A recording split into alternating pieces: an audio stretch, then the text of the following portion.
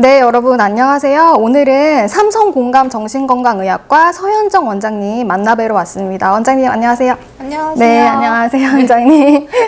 네, 오늘 원장님이랑 또 다양한 주제에 대해서 얘기를 나눠보도록 할 텐데요.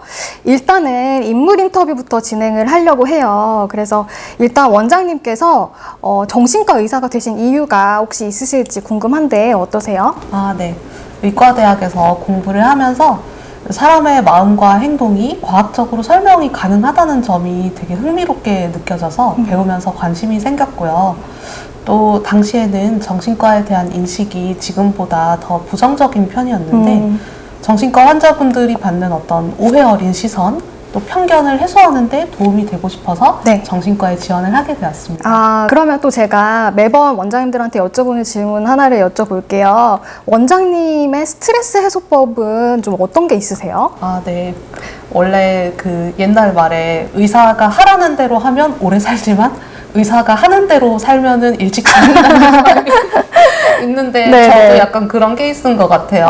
저도 스트레스 받으면 건강하게 풀질 못하고 맨날 떡볶이하고 맥주 먹으면서 풀었었는데 네네. 지금은 약간 그 심각성을 깨닫고 고치려고 하고 있고요. 네네. 그래서 제가 새롭게 스트레스를 풀고 멘탈을 관리할 때 하는 방법은 이제 책을 읽으면서 좀 내 마음을 위로해 줄 수 있는 글을 필사를 하고 그리고 좀 긍정적인 확신의 그 확언 적기 이런 거를 하면서 좀 멘탈을 다스리려고 하고 있어요. 이 얘기는 또 제가 처음 듣는 것 같은데 네. 그럼 직접 써보신다는 말씀이세요? 네. 제가 이거 다이어리인데 네네네. 제가 이렇게 책을 읽다가 네. 좀 이렇게 감동적인 문구가 있으면 네. 이제 적으면서 약간 그냥 읽을 때보다 생각이 더 정리가 잘 되고 네. 약간 힐링도 되고 진짜 또 많은 분들이 한번 좀 따라 해보셨으면 좋겠는 그런 방법인 것 같아요. 네.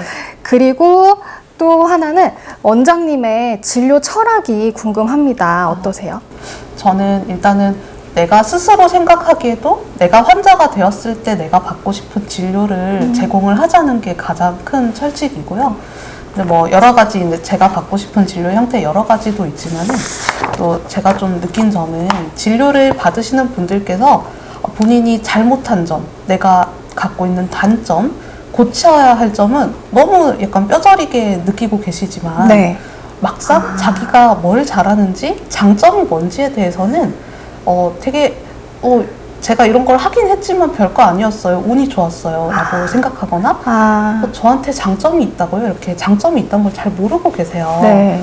그래서 치료를 할 때 이제 그 사람이 고쳐야 할 점에 대해서만 집중하지 말고 그 사람이 활용할 수 있는 자신의 강점을 찾아내서 그걸 약점을 커버할 수 있을 정도로 좀 극대화할 때 더 좋은 치료 결과가 나타나는 것 같아서 좀 경청하고 공감하면서 그분들의 장점을 찾아내서 일깨워 드리려고 하는 편입니다. 그러면 오늘 원장님이랑 몇 가지 주제에 대해서 이야기를 해보려고 하는데 그 중에 하나가 직장 내 괴롭힘이에요. 실제로 원장님 직장 내 괴롭힘으로 인해서 병원을 찾는 사람들이 있나요? 네. 직장 내 괴롭힘이라는 개념이 네. 또 최근에 알려지면서 네. 이 문제로 병원을 찾으시는 분들이 많으세요. 다만 아직까지는 약간 이런 걸로 내가 병원에 오는 게 맞나? 이런 확신이 잘 서지 않으셔서 좀 그 일이 많이 진행된 이후에 찾아오시는 경우가 많으시거든요. 그래서 앞으로는 마음이 너무 무너지기 전에 더 일찍 도움을 받으셨으면 좋겠다고 생각합니다. 그래서 사실 저도 회사를 다니고는 있는데 직장 내 괴롭힘이 어떤 식으로 이루어지는가에 대한 사실 이런 현실 감각이 좀 없어요. 그래서 이제 환자분들을 보시면 어떤 식으로 좀 그런 직장 내 괴롭힘이 일어나는지 좀 궁금한데. 네. 이게 그 직장 사람들과 또 당하는 사람의 그 성향이나 위치 관계에 따라서 굉장히 다양한 방식으로 이루어지는 것 같습니다. 예를 들어서 이제 상사는 직설적인 성격이고 부하는 온순한 성격이다. 이런 경우에 상사가 부하 직원에게 굉장히 호통치고 막말을 하고 약간 폭력적인 그러한 괴롭힘의 형태가 나타나고요. 또 상사가 굉장히 꼼꼼하고 통제 욕구가 높은 분들은 이제 부하 직원이 업무 처리를 좀 자기랑 다르게 유연하고 직관적으로 하는 부하에게 지적하고 잔소리를 하면서 갈구는 유형으로 괴롭힘을 하겠죠. 그래서 뭐 제가 예시로 든 이런 형태의 괴롭힘은 좀 비교적 이 괴롭힘의 형태가 명확하기 때문에 당하시는 분들도 아, 내가 지금 직장의 일로 인해서 괴로움을 겪고 있구나. 아, 지금 상사와의 관계가 문제구나 하는 인식을 비교적 빨리 가지고 정신과에 상대적으로 늦지 않게 찾아오시는 것 같아요. 네. 그런데 더 은근한 형태의 괴롭힘, 그 정신과 심리학적 용어로 관계 공격성이라고 합니다. 괴롭힘의 유형 중에서 가해자에게 막 소리를 지르거나 혼내는 등 대놓고 폭력적으로 괴롭히진 않지만 네. 예를 들어서 다른 사람들한테 뒷담을 퍼뜨리거나 조그만 흠인데 굉장히 막 놀림거리로 만들고 약간 모멸감 있는 별명을 붙이거나 또는 성과를 가로채거나 의도적으로 사람들 사이에서 소외를 시키는 그런 방식의 괴롭힘이 나타날 수가 있어요. 굉장히 다양하네요. 네. 이러한 경우에는 또 가해자가 피해자를 대놓고 싫어하는 모습을 보이는 게 아니라 표면적으로는 친밀한 관계인데 그 테두리 안에서 은근슬쩍 따돌리는 그런 형태를 취할 수도 있거든요. 네. 그래서 피해자가 그런 흐름을 감지하고 의구심을 갖거나 따지게 되면은 가해자가 이제 슬쩍 한 발짝을 빼면서 약간 핑계를 대는 거죠. 나 재미로 놀린 거야. 바빠서 못 부른 거야. 이렇게 하면서 이제 피해자 탓을 하는 거예요. 네가 너무 예민한 거 아니야? 너 자꾸 이러면은 나도 네 편 못 들어줘. 이런 식으로 약간 가스라이팅을 좀 하게 됩니다. 네.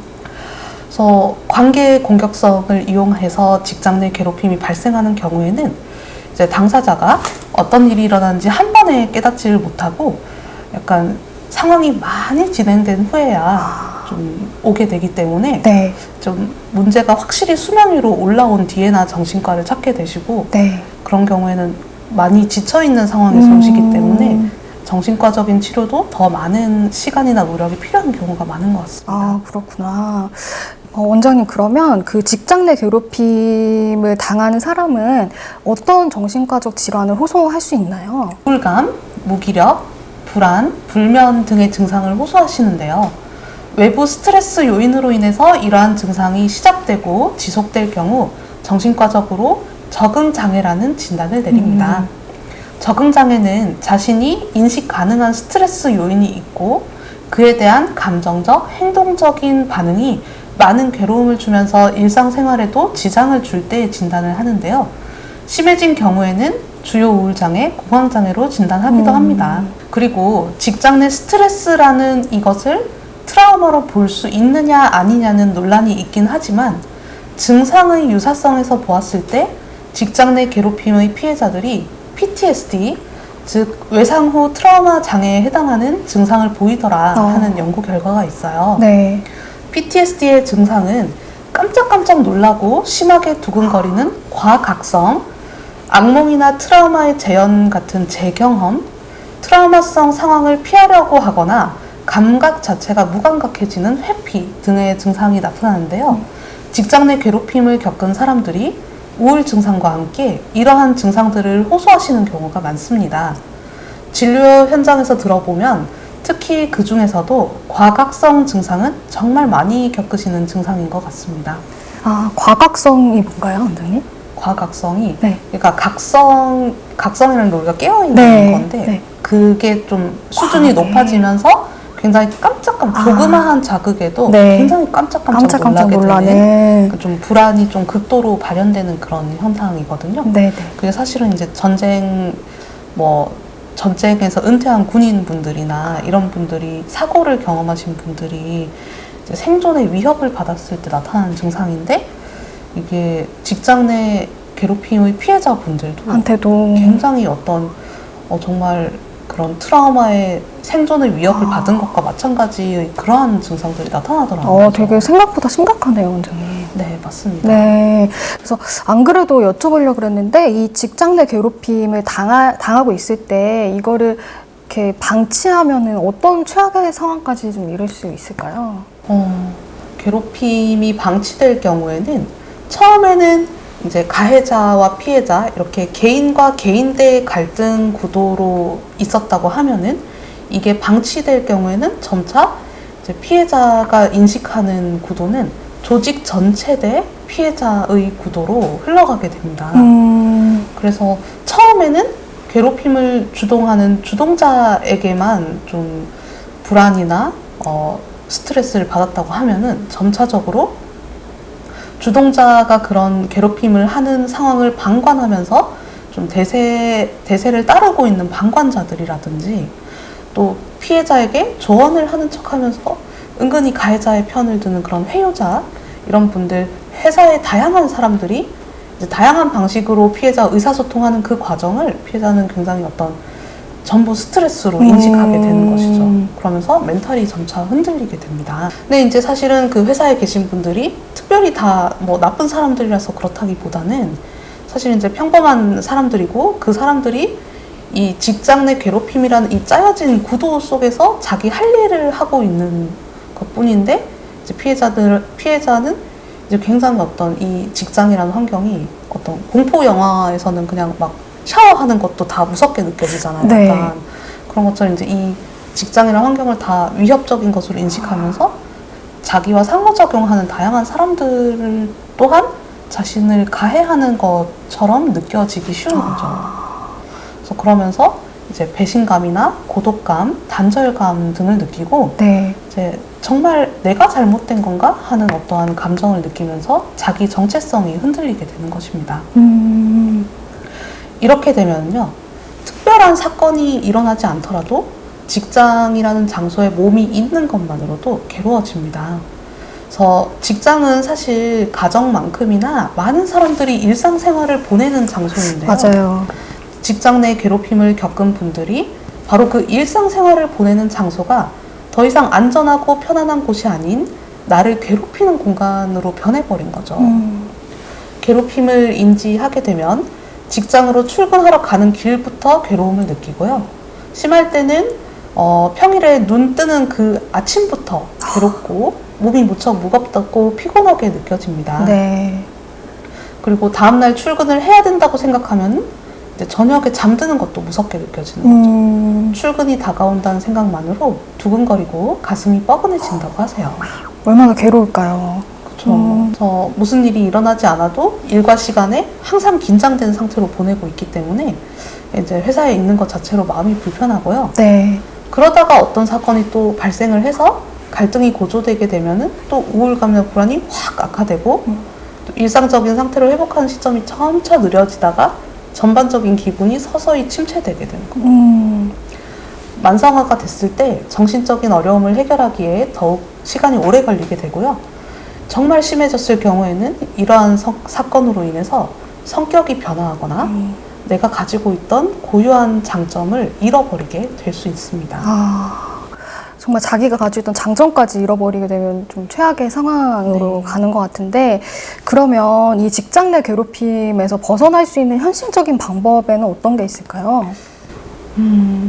우선 4단계로 생각을 해볼 수가 있는데요.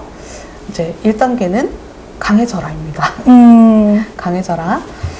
직장 내 괴롭힘이라는 거는 결국 공격성이 어떻게 풀어나가지다 하는 거의 문제인데요. 공격성이라는 것은 사실 인간이 가지고 태어난 본능이기 때문에 사람이 모여있는 곳에서 공격성이 나타나는 게 좀 뗄래야 뗄 수 없는 굴레이기도 합니다. 공격성이 모든 상황에서 문제가 되는 건 아니고요. 공격성은 사실 어떤 사람을 성취하게 하고 승부욕, 의욕과도 관련이 있기 때문에 그 공격성을 건강하게 잘 발휘하면 인생에서 큰 성취를 이룰 수가 있습니다. 그런데 직장 내에서 괴롭힘을 하는 가해자들은 그러한 공격성을 능력으로 발휘하는 것이 아닌 대인관계 속에서 타인을 향해서 발산을 하고 있는 겁니다. 그분들이 타겟으로 하는 대상은 공격성을 능력으로 발휘하고 대인관계에서는 비교적 온건한 태도를 취하는 사람들을 대상으로 합니다. 말하자면 능력이 없고 공격적인 사람들이 능력 있고 온순한 사람들을 괴롭힙니다. 근데 가해자들은 자기 나름대로 피해자들의 능력에서 무의식적인 위협을 느끼기 때문에 자기 방어적인 태도를 취하는 겁니다. 네. 예를 들어 야생에서 되게 양 중에서 힘도 세고 민첩해서 풀을 남들보다 잘 뜯는 양이 있어요. 네.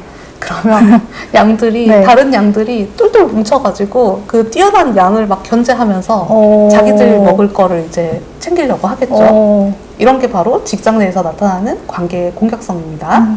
그럼 이제 그 우수한 양이 자기 원래 능력은 있는데 이제 고립돼서 이제 풀을 못 듣게 됐잖아요. 네. 어떻게 해야 될까요? 그러니까 양들은 자기랑 비슷한 다른 뛰어난 양한테는 견제를 하지만 사자한테는 그렇게 행동을 못 하는 거거든요. 네. 그러니까 내가 힘을 키워서 압도적으로 강한 사자가 된다면 괴롭힘에서 벗어날 수 있습니다. 그래서 내 능력을 저들이 견제하게 만들었던 나의 능력을 포기하면 안 되고 그걸 더 갈고 닦아서 그 괴롭힘에 타격을 받지 않는 경지에 올라서야 합니다. 네, 이게 1단계고요. 네. 2단계는 위축시켜라입니다. 누굴 위축시켜야 하냐면 가해자를 위축시켜야 합니다. 그래서 이거는 좀 가해자가 순간적으로 약간 공격적이거나 좀 비꼬는 듯한 말을 하거나 했을 때 가해자에게 서 과장님 방금 이 말씀은 조금 비꼬신 것 같은데요? 라든가 조금 공격적인 것 같습니다 부장님 이런 식으로 네. 이름이나 직책과 함께 지금 행동이 다소 부당하다는 것을 좀 짚어주고요.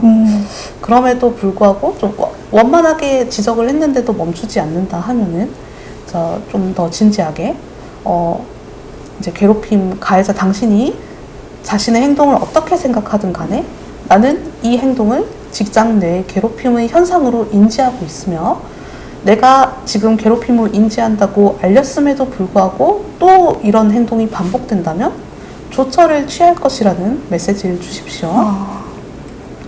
그리고 이제 기록을 해두시는 게 좋습니다. 나중에 이제 이게 장기화됐을 때는 이제 문제 제기를 했을 때 피해자가 이상한 거라고 자꾸 몰아가는 분위기가 형성될 수가 있어요. 그럴 때 문제는 피해자 본인도 혼란을 겪으면서 정말 내가 이상한 것일까 이렇게 생각하기가 쉽다는 거죠. 네. 기록을 해서 당시에 어떤 일이 있었고 이때 가해자가 어떤 행동을 했었는지 적어 놓으시면 자기 혼란에서 벗어나기가 쉽습니다. 이런 게 나중에 또 법적인 조처를 취할 때에도 중요하게 작용을 하죠. 그래서 이렇게 피해자가 괴롭힘이라고 인식한다는 사실을 분명하게 알리는 것만으로도 가해자가 위축되어서 자신의 행동을 검열하게 만들 수가 있습니다. 당연히 이렇게 얘기하면은 가해자가 피해자를 좀 더 싫어하게 될 수도 있고 또 이제 그렇게 얘기를 했을 때 막 또 순간적으로는 무서워서 말을 못하겠네 뭐 이렇게 하는데 그쵸. 네. 약간 그거는 좀 허세가 섞인 반응일 수가 있어요. 왜냐하면 기본적으로는 그 조직 내에서 이 피해자에게 어떠한 이유든 위협을 느껴서 그 관계의 공격성으로 괴롭힘을 가하는 편이기 때문에 오히려 이제 피해자가 이걸 참지 않겠다 이런 메시지를 줬을 때 그 가해자가 느꼈던 그 내면의 위협이 좀 더 실제적인 것으로 나타나기 때문에 오히려 괴롭힘이 줄어드는 효과가 나타날 수가 있습니다. 네네. 네, 3단계는 얘기해라입니다.